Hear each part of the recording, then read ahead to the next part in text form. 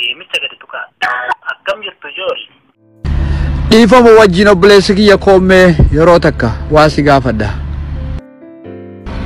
Akkam maaltu maal ta'e?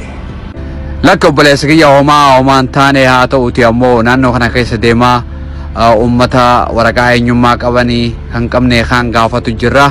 Akkasumatti waraqaa eenyummaa Finfinnee ni qabda? Waraqaa warraa maal naagoo dalagaa nuun jirtu? Waraqaan eenyummaa waa hedduu faayidaa qaba. Bulchaa biyyattii kanaaf filachuu feetan waa hedduudhaaf waraqaa eenyummaa ragaa qabaachuun gaariidha. Kanaafuu yoo hin qabaanne ta'e isin gargaaruu ni danda'a. Maali barbaachisa kafilleeyyuu qorsooyyuu nuun kennine daabboo nuun kennine shaayii nuun kennine maalirraa barbaanna? Lakki qorsoof akkanatti yaadina Ameerikaa irraa hambi garee isiniif hinna.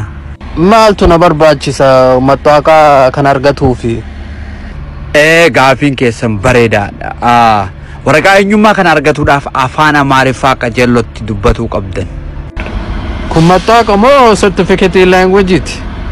Lakki waraqaa eenyummaati garuu afaan Amaariffaa qajeelloo dubbatuu kan dandeettu kan fatanaa sii kennan.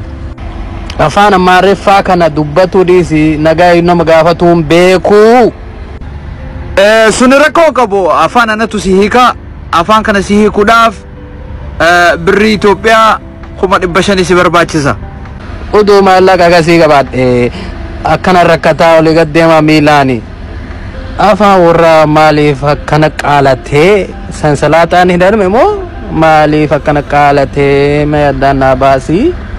Sani deemneetiin itiyyee mililikii boollaa baasnee gaafannu malee anaana dhibdee. Maasi gaafadhu ati nama eessaati? Ani daasbooraadha Austraaliyaa irraa dhufe. Ati daasboora an daasbulee nan cirattu deemasi hattu. Daasbooraan nu beennu maallaqaan gala kun nu hatu gale hattu harara. Hamma danda'u si gargaaru yaale haa yaa nagatti.